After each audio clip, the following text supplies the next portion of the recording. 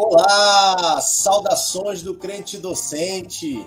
Está no ar o CDcast, o podcast da sua lição bíblica. Antes de tudo, eu quero pedir que você se inscreva aqui no nosso canal do Crente Docente, ative o sininho para você receber as notificações de materiais abençoadíssimos. E nós temos visto, acompanhado estudos bíblicos de alta relevância com a revista da Central Gospel e a revista também da CPAD. Eu tenho certeza que o material que temos aqui no YouTube irá acrescentar muito e irá te abençoar demais, tá? E eu quero também pedir para você nos seguir no Instagram, @crentedocente. E eu tenho certeza que você vai ter lá o Instagram, por ser uma rede social de mais fácil acesso, é uma rede social que você está acompanhando as informações em tempo real. Lá você vai ter tudo o que está acontecendo no Crente Docente. Eu tenho certeza que também vai te abençoar. Tá certo? Nós estamos aqui com a nossa lição 8, o Ministério Sacerdotal do Homem, da revista Central Gospel. E a nossa revista é uma revista interessantíssima. Olha aqui, restaurando a visão familiar. É uma revista que tem sido um trimestre abençoadíssimo, que nós temos aprendido muito da palavra de Deus. E a gente tem visto que a família, que todos os valores cristãos relativos à família têm sido atacados de forma veemente por muitas ideologias malignas. Mas sem mais delongas, vamos à nossa lição 8, o Ministério Sacerdotal do Homem. E eu vou ler aqui o nosso texto bíblico básico, que se encontra em Provérbios 4, 1, 3 e 4. E também está em Deuteronômio 6, 1 a 3 e de 5 a 7. Eu vou ler aqui para a gente poder entender e criar um panorama da nossa lição. Amém? Vamos ler primeiro Provérbios 4, 1, 3 e 4. Ouvi, filhos, a correção do pai, e estai atentos para conhecerdes a prudência. Porque eu era filho de meu pai, tenro e único em estima diante de minha mãe. E ele ensinava-me e dizia-me: retém as minhas palavras. O teu coração guarda os meus mandamentos e vive. Olha que interessante. Agora nós vamos para Deuteronômio 6, de 1 a 3 e de 5 a 7. Estes, pois, são os mandamentos e os estatutos e os juízos que mandou o Senhor vosso Deus, para vos ensinar, para que fizesseis na terra a que passais a possuir, para que temas ao Senhor teu Deus e guardes todos os seus estatutos e mandamentos, que eu te ordeno, tu e teu filho, e o filho de teu filho, todos os dias da tua vida, e que teus dias sejam prolongados. Ouve, pois, ó Israel, e atenta que o guardes, para que bem te suceda, e muito te multipliques, como te disse o Senhor, Deus de teus pais, na terra que mana leite e mel. Amarás, pois, ao Senhor teu Deus de todo o teu coração, de toda a tua alma e de todo o teu poder. E estas palavras que hoje te ordeno estarão no teu coração, e as intimarás a teus filhos, e delas falarás, assentado em tua casa, e andando pelo caminho, e deitando-te, e levantando-te. É interessante que quando nós vemos aqui estes textos, eu marquei algumas palavrinhas dos textos bíblicos básicos da nossa lição, e as que mais me chamaram a atenção foi correção, ouvir e prudência. Foram 3 palavras aqui de todo o texto que me chamaram uma grande atenção. E o que é esse ouvir? É ouvir com os ouvidos? Com esse órgão aqui? Com o aparelho auditivo? Não. Esse ouvir aqui é assimilar. É você massificar esse conhecimento na sua mente. Para quê? Para que você seja bem sucedido na terra. E, inclusive, esse ouvir está ligado a estar atento, a estar ligado naquilo que o pai, que o sacerdote da casa está falando. E o sacerdote, como o direcionador de sua casa, está atento àquilo que o Senhor fala ao seu ouvido. Dito isto, a gente vai para a nossa parte introdutória da nossa lição, que é algo muito interessante. Eu fiz aqui algumas anotações, onde a gente vai estudando a lição, a gente vai fazendo algumas anotações, alguns insights que Deus vai nos dando, e nós vemos algo muito interessante, que Deus estabeleceu os papéis e as responsabilidades para cada um. Deus não fez o homem e a mulher para um sobrepujar sobre o outro. Não, na verdade, a criação, a família, quando Deus fez, ele não errou. Apesar de as ideologias hoje em dia, as nossas ideologias contemporâneas, elas tentarem pregar que Deus errou. Não, na verdade, ele não errou. Na verdade, o Senhor fez tudo perfeito. E ele botou o homem e a mulher com as suas devidas funções bem estabelecidas. Só que o pecado, ele desarranjou tudo. O pecado desarrumou tudo. E isso desconfigurou aquilo que era o plano original do Senhor. Quando nós vemos o texto de Efésios 5, do 22 ao 23, você pode ter um panorama bem interessante das funções do homem e da mulher na casa. As mulheres, o apóstolo Paulo, na carta aos Efésios, ele fala para sujeitar-se ao seu marido como ao Senhor. E aí isso gera uma discussão tremenda. Isso gera uma discussão tremenda porque hoje em dia não se entende o que é sujeição, o que é submissão. A submissão, minhas irmãs que estão me ouvindo, e aos irmãos que estão me ouvindo, nada mais é do que você estar debaixo de uma mesma missão. A missão do cabeça da casa. E essa mulher, quando você vê no texto, a gente faz o comparativo das funções da mulher e das funções dos homens. E a dos homens, a cana é bem mais pesada. A responsabilidade do homem como sacerdote do seu lar é muito mais abrangente. Não que a mulher seja reduzida, não é isso. Mas o peso de responsabilidade é do sacerdote, do homem da casa. Olha o que diz lá no texto que a gente pode extrair. O apóstolo Paulo diz para amar a mulher, o homem, o sacerdote da casa, amar sua mulher como Cristo amou a igreja. E aí a gente volta para a sujeição. Quando o apóstolo Paulo fala que a mulher tem que sujeitar-se a seu marido, e isso eu tenho vivido, tenho tido a experiência de conversar com alguns casais jovens, alguns casais que já estão próximos ao casamento, eu falo assim, minha irmã, você não vai ter dificuldade alguma de se sujeitar a um homem que dá a vida por você.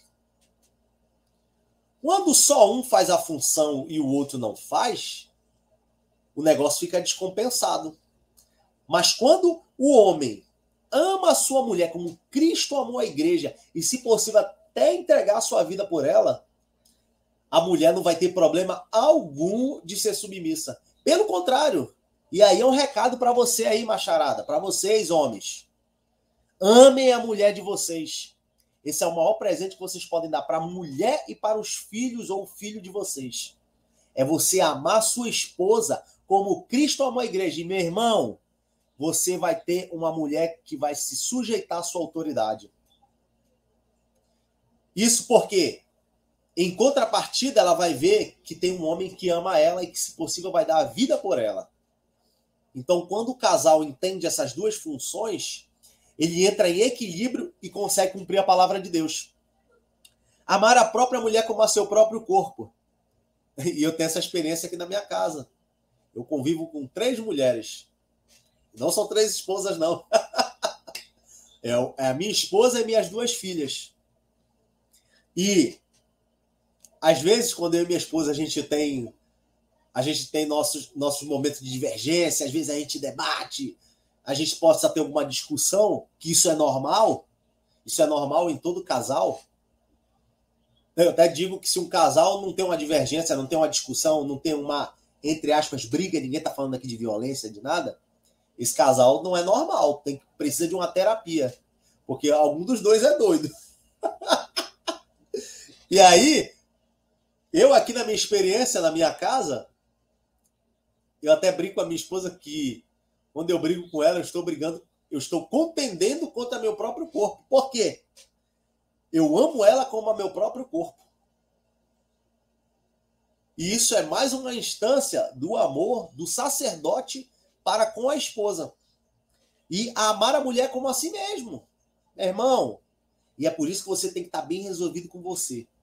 É por isso que você tem que estar bem resolvido com Deus. Sabe por quê, meu irmão? Se você não entender a sua posição no seu lar, diante da sua família, diante da sua esposa, se você estiver confuso, se você estiver com as suas emoções confusas, emaranhadas na sua mente, você não vai conseguir amar a si mesmo. E se você não ama a si mesmo, se você não está organizado com você mesmo, como é que você vai amar a sua esposa? Então, nós, homens, temos que buscar em Deus e buscar nos organizar e buscar estarmos firmes com o Senhor. A gente tem que buscar estar andando de acordo com os preceitos da palavra de Deus, que é isso que não vai nos dar um norte. Se você não tiver um norte, você não vai conseguir amar a sua esposa, você não vai conseguir direcionar a sua família, você vai estar perdido. Amém? O resgate dos valores bíblicos passará necessariamente pela função do homem. Ora, o homem como sacerdote, o homem como chefe, o homem como líder de uma família, necessariamente o resgate desses valores bíblicos, que tanto tem se perdido na sociedade, tem que passar pela figura do homem. Você, homem, tem que se posicionar. Você tem que buscar em Deus e, através da palavra de Deus, entender o seu lugar na sua casa. O seu lugar na sua casa. Aí, quando a gente vê sacerdote, o que significa sacerdote? Olha que interessante que diz a nossa revista. Olha que muito bacana isso, a gente pode extrair várias ideias desse significado. O sacerdote, aqui nós temos duas palavras para sacerdote. Temos o Cohen, no hebraico, e temos o Hiereus, no grego. O Cohen, o que é? Aquele que ensina a Torá, no contexto judaico, né? Aquele que ensina a Torá e fala dos oráculos de Deus para o povo.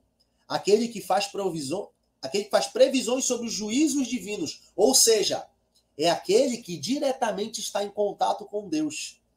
Não que a sua esposa precise de você para ter contato com Deus. Não é isso que eu estou querendo dizer aqui.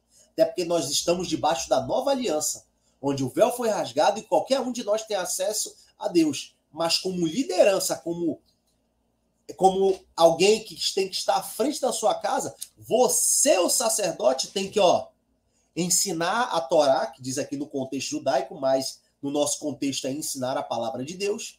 Você ensina a palavra de Deus não é só sentando. A parte importantíssima é você sentar e ter tempo com seu filho, mas antes de tudo ensinar com as suas atitudes. Nós precisamos de uma geração de homens que se posicionem, de homens que estejam dispostos a pagar o preço, porque não é fácil. Mas você tem que estar disposto a pagar o preço para ser exemplo para sua família. E olha o que diz no grego. É aquele que é santo, separado para o serviço de Deus, junto ao seu povo. É muito legal isso, porque a gente pode observar que o homem, como sacerdote do seu lar, ele tem que ter o entendimento que ele é alguém que é santo, que está separado para o serviço de Deus. E o que é esse serviço de Deus? É eu estar todo dia na igreja? É eu ser um bom funcionário da igreja? Não. O primeiro serviço de Deus, o primeiro serviço que Deus tem para nós como sacerdote é dentro do nosso lar. Deus não está procurando funcionário, Deus não está procurando ativistas, Deus está procurando homens que têm a posição de assumir o seu papel de sacerdote antes de tudo na sua casa. Antes de tudo na sua casa. Aquele que não cuida dos seus, negou a fé e é pior do que o infiel. Ou seja, você precisa, meu irmão, tomar a posição de servir a Deus, antes de tudo, no seu primeiro ministério, que é sua família. Seu primeiro ministério é dentro da sua família, é dentro do seu lar, é com a sua esposa, é com os seus filhos. Esse é o seu primeiro ministério. Olha aqui um texto muito interessante que eu estava lendo quando estava estudando a lição, que é Marcos 5, do 18 ao 19. Olha que interessante. Quando Jesus estava entrando no barco, o homem que estivera endemoniado suplicava-lhe que o deixasse ir com ele. Jesus não permitiu, mas disse: vá para casa, para a sua família, e anuncie-lhes quanto o Senhor fez por você e como teve misericórdia de você. O que é que nós vemos aqui? Um homem que era um endemoniado, que foi liberto por Jesus, e Jesus manda ele ir para onde? Ir para a igreja? Manda ir para a sinagoga? Manda ir para a rua? Não. Vai para a sua casa. Primeiramente, você tem que espalhar a mensagem do evangelho na sua casa, no meio da sua família. E Jesus, entendendo isso, ele manda aquele homem voltar para a casa dele. Então, e aí nós vemos a dimensão do sacerdócio, primeiramente dentro de casa. Antes de você ser pastor de 1, de 10, de multidões, de 1000, de milhares, não. Você tem que ser pastor, antes de tudo, da sua casa. Amém? Vamos lá, avançar. Como a cultura pode afastar o homem da vontade de Deus? Olha aí, interessante, hein? Como a cultura pode afastar o homem da vontade de Deus? Aí nós, antes de tudo, para a gente chegar nesse ponto, a gente tem que contextualizar. A gente tem que trazer um contexto histórico aqui. Alguns momentos da nossa história, digamos, recente, se você pegar numa história de 3, 4 mil anos, é uma história até recente, com alguns movimentos que foram movimentos que ajudaram o homem a sair da sua função de sacerdote, a se afastar do propósito de Deus. Nos séculos 16 e 17, nós vemos um movimento chamado racionalismo. Esse racionalismo foi um movimento que tentava tirar Deus da história e tirar Deus da história do homem. E aí, quando você vê isso, é um movimento maligno. No fundo, é um movimento maligno. Por quê? Ele tira o homem da cena e aí ele começa a se entender na cultura da época que começou esse movimento racionalista, que o homem não precisava de Deus. O homem precisava única e exclusivamente das suas razões. E aí, nesse período, a igreja, tudo aquilo que era espiritual, tudo aquilo que é o sagrado, começa a ir para o âmbito doméstico, começa a sair do âmbito público, sabe? Aquilo que era divino começa a sair das praças, começa a sair dos ambientes públicos e começa a ir para onde? Começa a ir para o ambiente doméstico.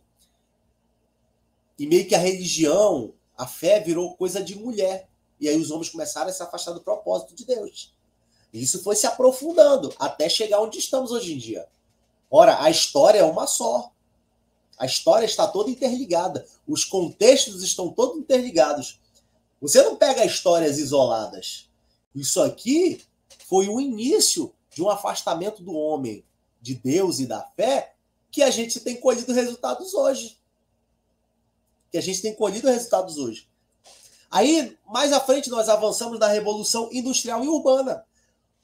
No século XIX, com a Revolução Industrial, as populações começaram a sair do ambiente agrário, do ambiente rural, e começaram a ir para as cidades, começaram a se formar cidades. E começaram a se formar os burgos, onde começou a Revolução Industrial.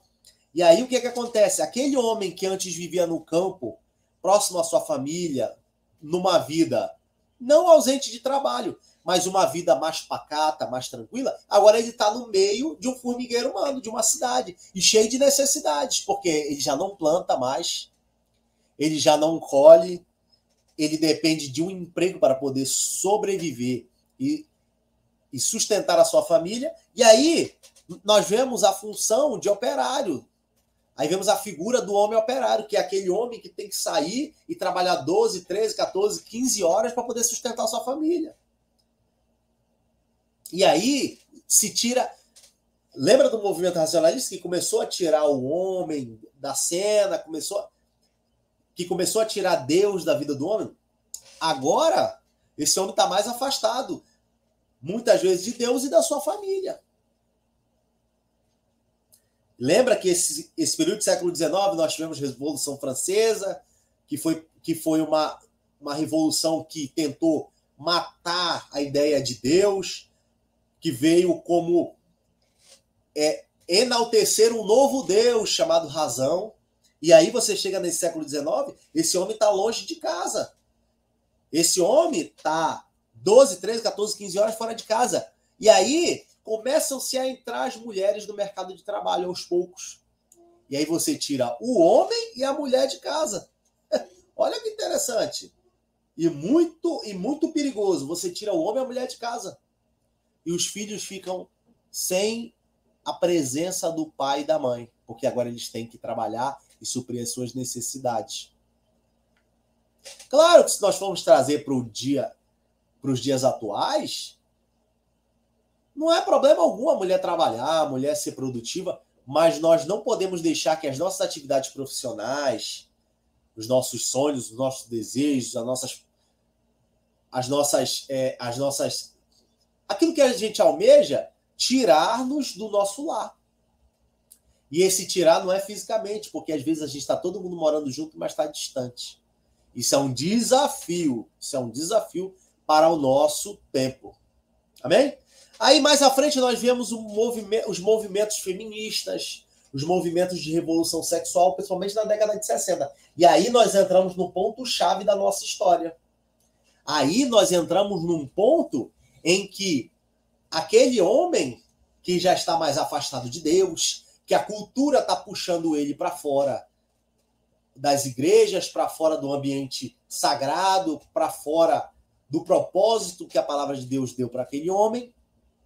Aí começamos a ver revolução sexual, uma libertinagem sexual, e principalmente aqui na década de 60, nós vivemos um contexto pós-guerra. Isso foi crucial nesse problema que nós temos vivido, da falta de identidade masculina dos homens que estão perdidos.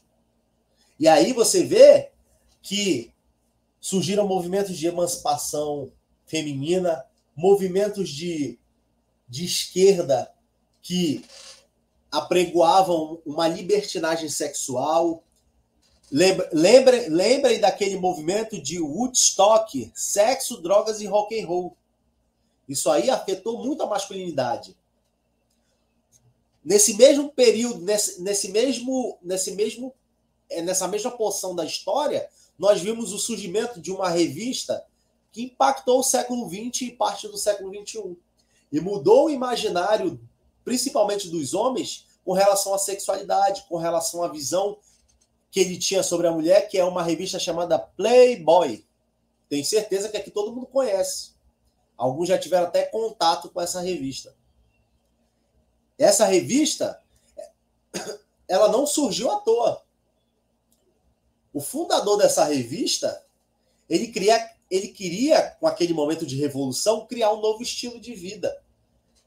Ele queria ressignificar o que seria o estilo de vida do homem moderno.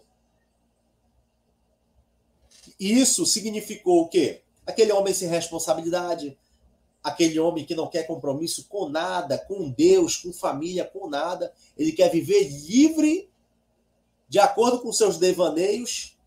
E isso teve um papel primordial na desconstrução do caráter do homem. na desconstrução do caráter desse homem moderno. E aí, junto com isso, homens perdendo sua identidade, mulheres com uma revolução feminista, que você não precisa mais do homem, que você não precisa de nada, você não precisa de família, você não precisa de Deus. Mistura tudo isso no liquidificador para ver o que vai dar. Dá uma salada demoníaca. Dá uma mistura demoníaca isso aí, esses ingredientes. E aí, a gente vai ver o que nós estamos vivendo hoje. No pós-guerra, pós-Segunda Guerra Mundial, muitos homens morreram na guerra. E ficaram muitas mulheres viúvas, muitas crianças órfãos, e mais ainda esse homem sumiu de casa. Mais ainda esse homem moderno sumiu de casa. E aí, esse homem, aí nós vemos a cultura jogando contra os princípios da palavra de Deus. Aquilo que está na palavra de Deus que nos norteia, a cultura veio, cinema, arte, tudo contra aquilo que é o padrão da masculinidade, aquilo que é o padrão sacerdotal do homem dentro de sua família. Outro que todo mundo conhece, já ouviram falar em um desenho famosíssimo chamado Os Simpsons? Esse desenho, você vê a figura do Homer Simpson, que é um bananão. Você vê os Flintstones, muitos conhecem aqui, de repente os mais novinhos não conhecem. Os Flintstones, o pai é um bananão.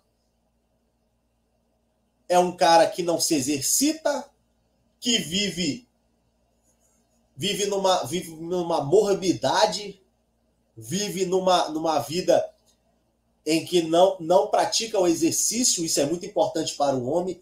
O exercício é importante para todos. E é importante para o homem porque libera testosterona, ajuda as questões hormonais a afirmar a masculinidade do homem. Isso eleva a autoestima do homem. E aí você vê essas figuras famosíssimas que todo mundo conhece, impacto de uma cultura americana que massificou na mente das pessoas a figura desse homem, o bananão, ou o homem da Playboy, que é o que não quer ter compromisso com nada, que tem um estilo de vida desprendido, um estilo de vida que está totalmente desgarrado de tudo. E aí você vai colhendo os problemas disso. E aí nós vamos para o nosso tópico 2, que é o resgate da paternidade à luz da Bíblia. Meu irmão, minha irmã, a sociedade precisa de paz. A nossa sociedade, ela clama pela autoridade dos pais. Quando nós vemos vários problemas da nossa sociedade, estão ligados a problemas na paternidade. Existem pesquisas americanas que elas ligam a pobreza e o subdesenvolvimento à falta da figura paterna. Olha como é que é interessante. Existem pesquisas que mostram que filhos que não têm a presença masculina, mulheres que não têm a presença de um marido, de uma autoridade, de um sacerdote, isso leva até a pobreza e ao subdesenvolvimento, que é a ponta do processo. Quando você vê os maiores problemas da nossa sociedade, estão ligados à paternidade. Não só à paternidade, mas principalmente com relação à paternidade. A falta de entendimento que o homem é o sacerdote do lar. E isso está farto. Olha todos os problemas sociais que nós temos no nosso país. Vamos pegar o contexto do nosso país. As pessoas, problema de violência, esse problema de criminalidade que nós temos, o problema da falta de valores. Isso por quê? Porque a figura masculina, a figura do pai, do sacerdote, foi desconfigurada.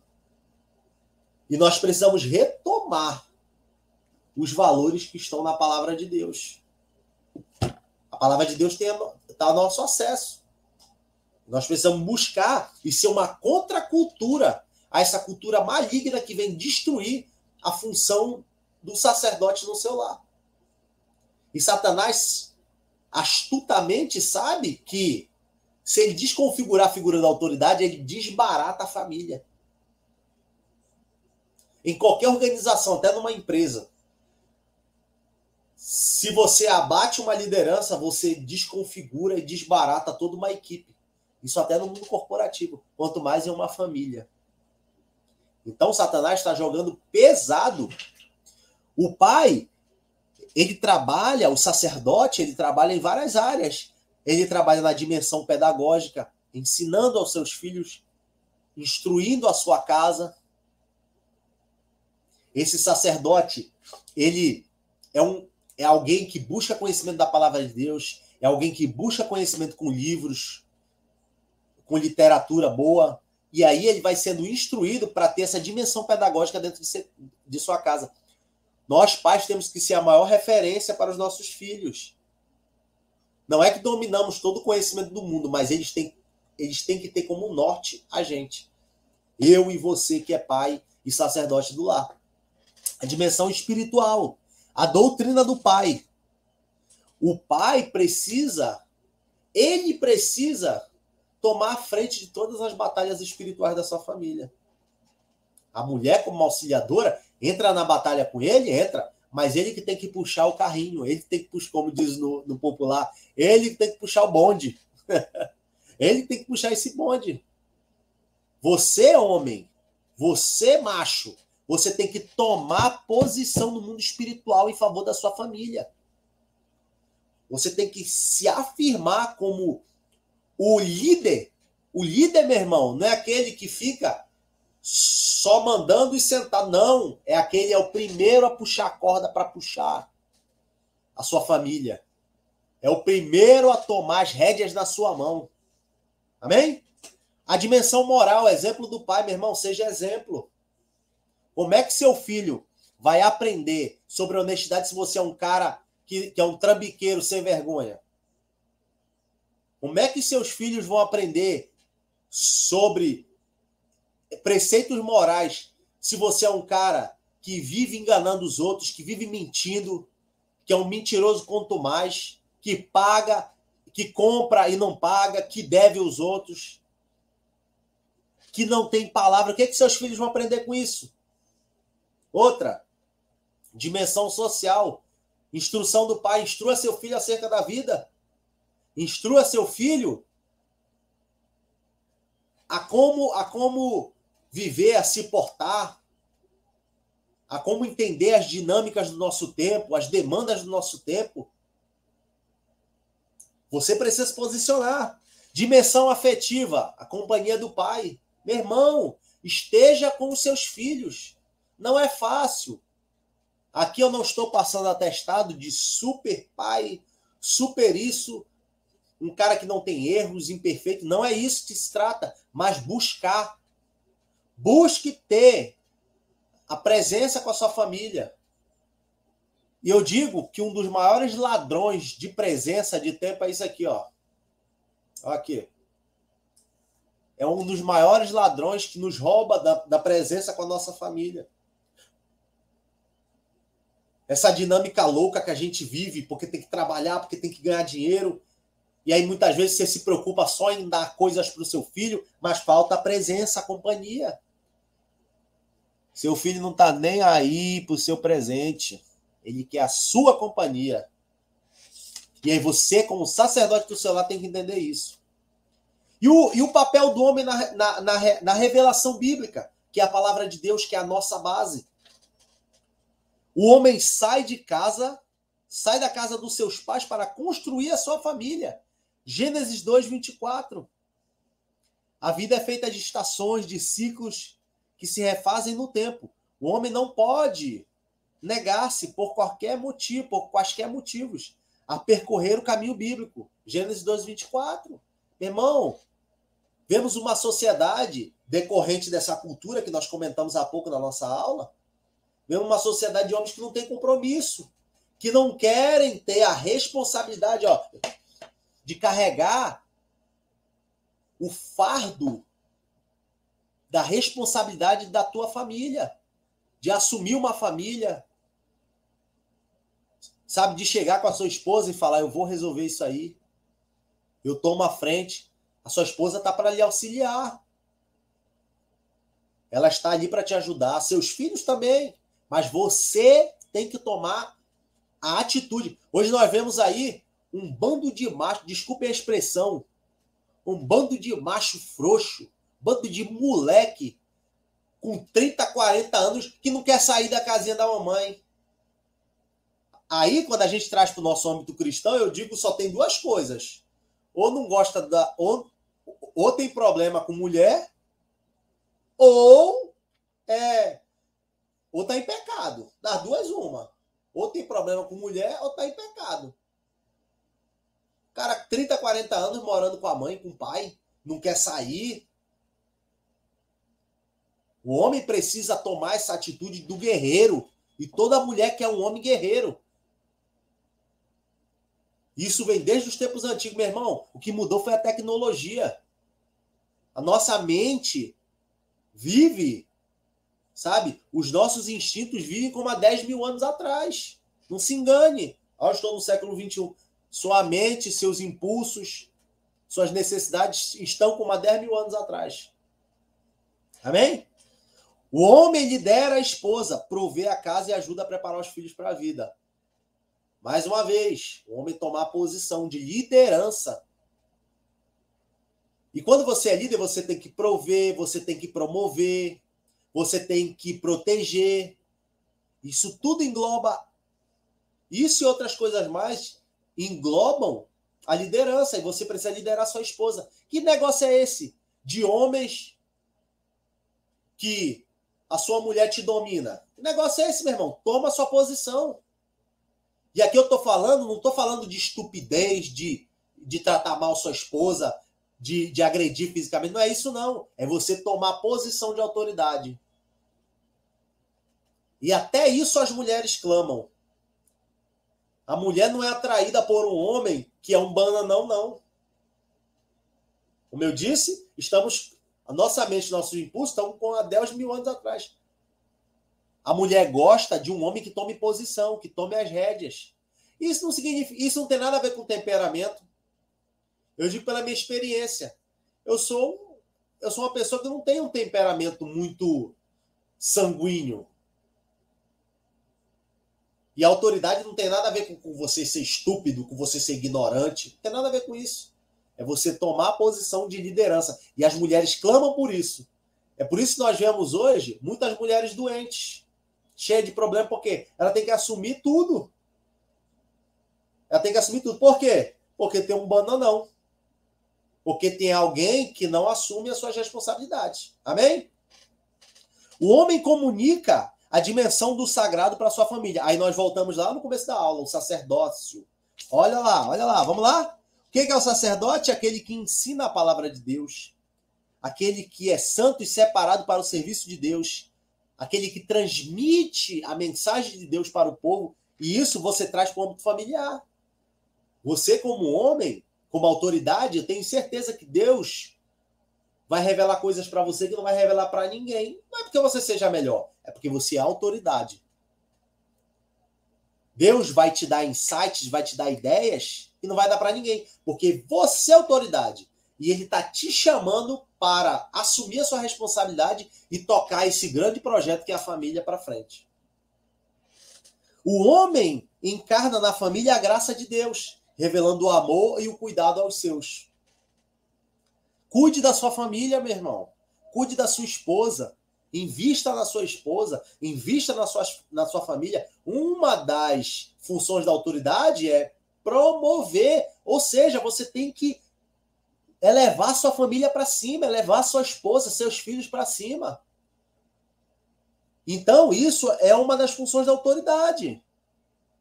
E nós precisamos, meu irmão, nós precisamos, nesse tempo, sabe, nutrir esses valores, esses ideais que são bíblicos, que são da palavra de Deus.